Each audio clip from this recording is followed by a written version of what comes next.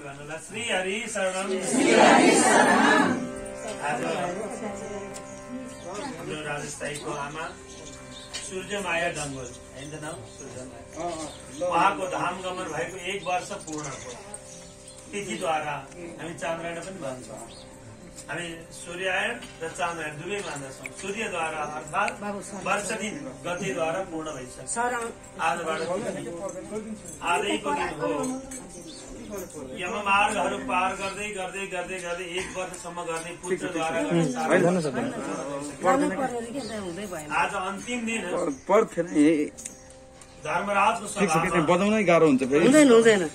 धर्मराजको सभामा प्रविष्ट हुने दिन आज। त्यसैले एकदिन शान्त भएर बस्नुहोस् है। यस्तो छ यो भगवान नाम र भागवत तत्व। आज बाटोमा जाँदा 1 वर्षसम्म जति लागेको थकाइ थियो, पुत्रद्वारा आफ्नो सन्ततिद्वारा दिएका त्यस्ता वस्तुहरू यमराजले सोध्नेछन्, तिम्रा परिवारले के दियो, खोइ कसरी के दियो र अरू त के लानु छ र जीवात्माले। धनानि भूम वसवसगोष्ठे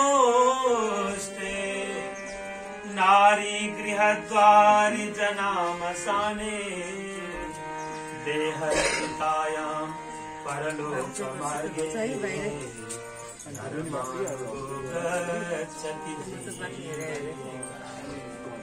जीवनमा के कमाई गरेर त्यो महत्वपूर्ण हुन्छ, अरू कुरा महत्वपूर्ण है। आज यमराजको धर्मसभामा जब प्रश्न गरिन्छ तिमीले जीवनमा के गर्यो, के ल्याएका छौ, मैले के लिन भनेर पठाएको हौ, के ल्याएका छौ। धर्मराजले जब पोको खोज्छन् त्यो बेलामा काम क्रोध लोभ मोह मद मात्सर्य बोकेर गएको छ भने जाऊ तिमी फेरि पनि त्यही संसारमा जाऊ।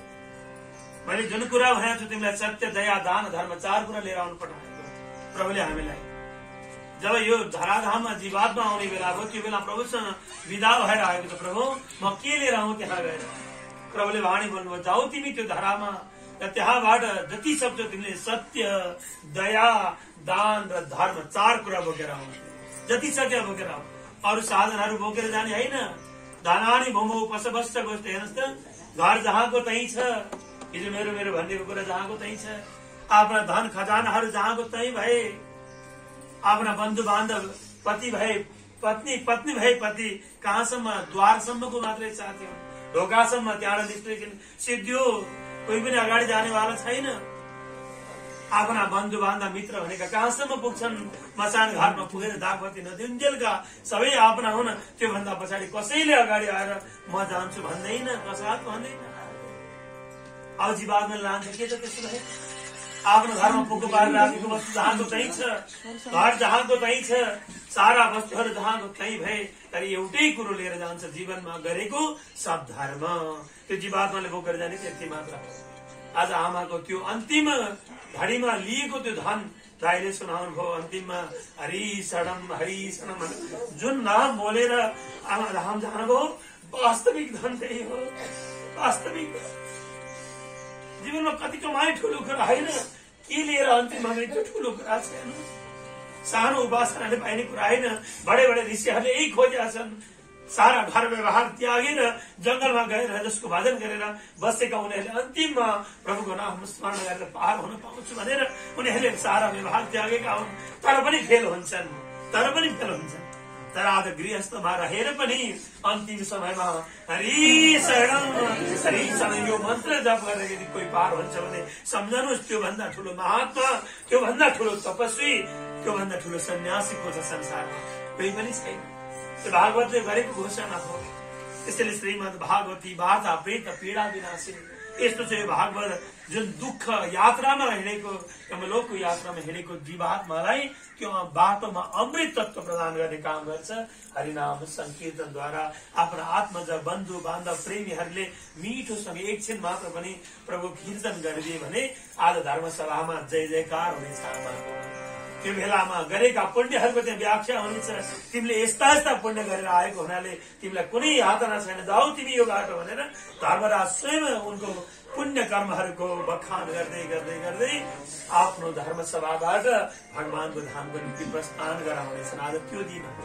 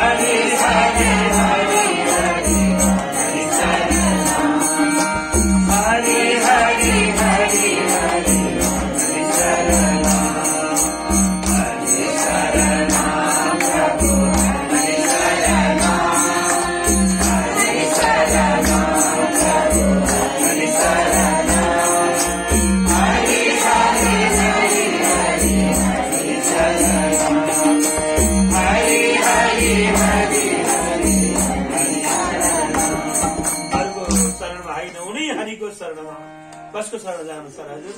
यदि अर्काको शरणमा गयो भने त के भन्छ? हिजो त मलाई यसो भन्थ्यो नि, आज त शरणमा आउनु पर्यो नि। हेर्नुहोस् त, कोचिङ बार छ। तर एउटै शरणदाता भगवान श्रीहरि श्याम सुन्दर जसको शरणमा यदि जीवात्मा गयो भने फेरि जन्म र मृत्युको चक्कर कदापि काट्नु पर्दैन। आमाको बास भगवान श्रीहरिको धाममा होस्, यो कामना गर्दै अब 1 अध्याय भागवतको अन्तिम निचोड। भागवतले आखिर भन्न खोज्या के छ? आज आमाको जीवन तत्अनुसार भएको छ। याद गर्नु, सुन्नुहोस् त्यही कुरा। यदि अन्तिम समयमा जीवनमा के गर्यो ठूलो कुरा होइन, जीवनको अन्तिम पलमा के बोल्यो त्यो ठूलो कुरा छ। तिमीले के बोल्यो? सुन्न त कति सुन्यौ होइन र? आजसम्म कति कथा सुन्यो होला, कति चरित्रहरू सुन्यो होला, तर ती सम्पूर्ण सुनेर निचोड यदि प्रभुको नाम बोल्दछ भने त्यो वाणी नै श्रेष्ठ वाणी हो, त्यो जीवन नै श्रेष्ठ जीवन हो। भागवतको अन्तिममा भएको निचोड।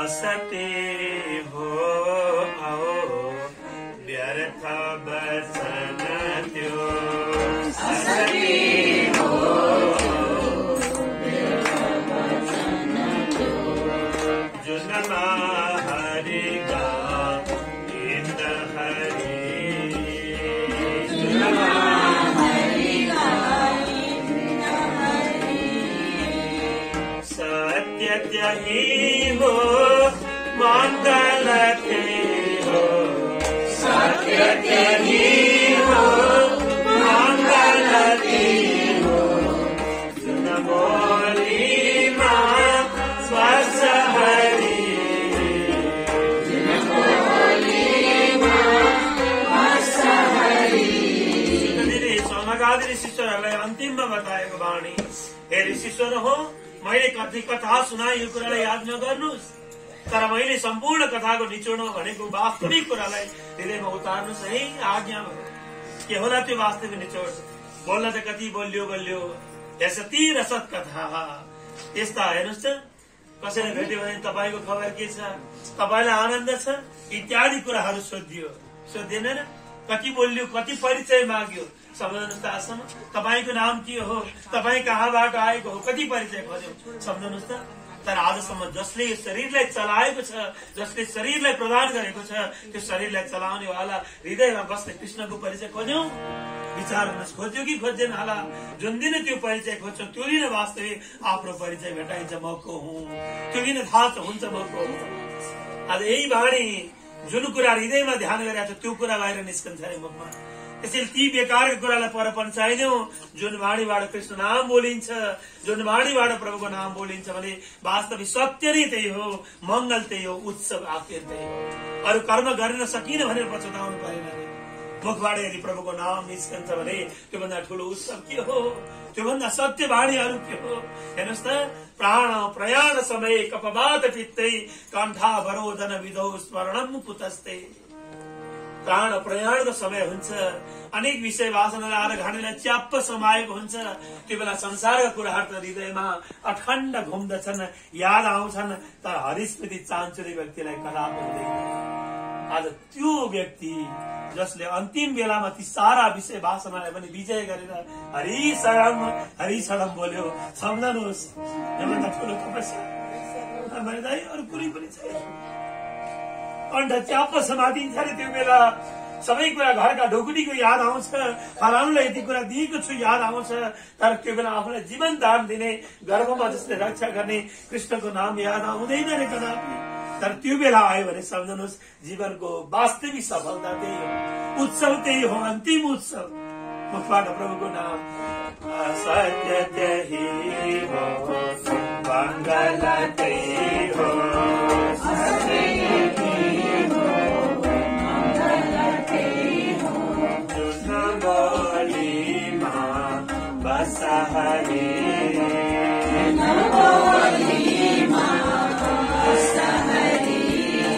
राम राम त्यही हो, नूतन त्यही हो, राम त्यही हो, नूतन त्यही हो, उत्सव त्यही हो, पुण्य त्यही, उत्सव त्यही हो, पुण्य त्यही।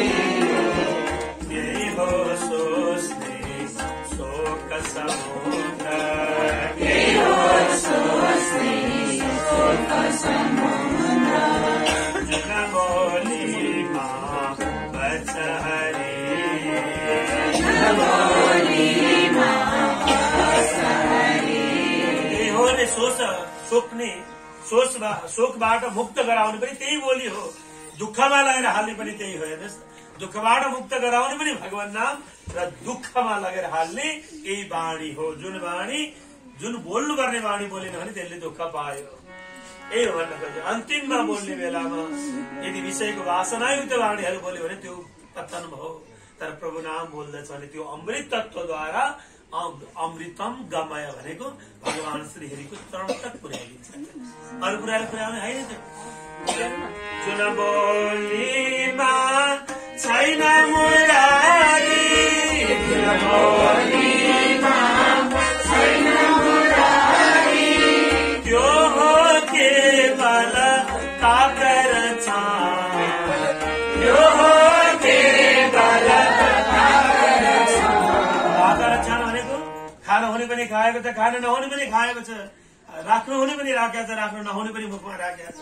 तर मुखमा एउटै कुरा राख्नु पर्थ्यो। देवहूतिले यही भन्नुभयो नि, जसको जीवनमा यदि हरिहल जान्छ भनेदेखि त्यसको जीवनमा सम्पूर्ण कुरा प्राप्त भयो। तर जुन कुरा बोल्नु पर्ने, अड्याउनु पर्ने त्यो बोल्दैन, जुन कुरा बोल्नै पर्दैन त्यो अखण्ड बोल्दछ, त्यसको जीवन कस्तो हो त? त्यसको जीवन त कागको रक्षण समान हो। कागको रक्षण जे पनि भाले हुन्छ, जुठो पनि भाले हुन्छ, चोखो पनि भाले हुन्छ, होइन? त्यस्ता त केवल कागहरू मात्र रमाउँछन्। त्यहाँ भगवानका भक्तहरू त्यस्तो बोलीमा कदापि लट्ठ हुँदैनन्। भगवानका भक्तहरू त्यहाँ लट्ठ हुन्छन् जहाँ प्रभुको नाम एउटा दिव्य वाणी छ। जुन बोलीमा छैन मुरारी,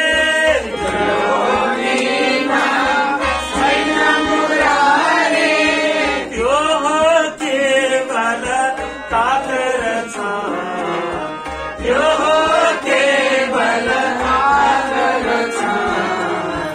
शोध छैन तर हरि छ भनेता, शोध छैन तर हरि छ भनेता, त्यही हो बोली श्रेष्ठ महान, त्यही हो बोली श्रेष्ठ महान। पढे सुनेमा यो शुभ ग्रन्थ, पढे सुनेमा यो शुभ ग्रन्थ, मिल्दछ आखिर ब्रह्म गति, मिल्दछ आखिर ब्रह्म गति।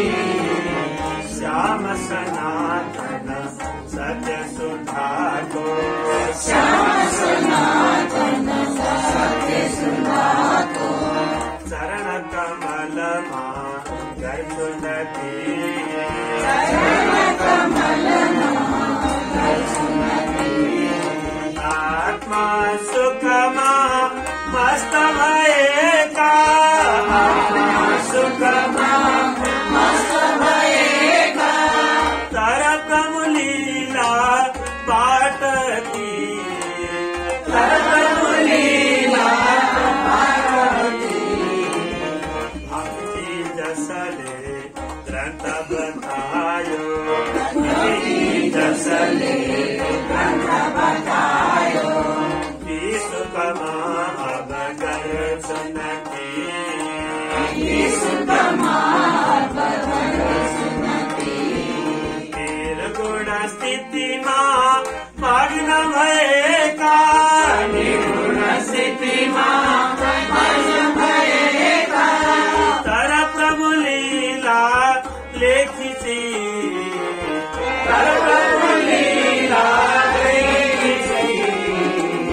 भागवतीय रस प्यायो जसले, भागवतीय रस प्यायो जसले, श्री गुरु महावन गर्छु नदी, श्री गुरु महावन गर्छु नदी। हरे राम हरे राम, राम राम हरे हरे, हरे कृष्ण हरे कृष्ण, कृष्ण कृष्ण हरे हरे, हरे राम हरे राम, राम राम हरे हरे, हरे कृष्ण हरे कृष्ण, हरे राम हरे राम, राम राम हरे हरे, हरे कृष्ण हरे कृष्ण, कृष्ण कृष्ण हरे हरे, हरे राम हरे राम, राम राम हरे हरे, हरे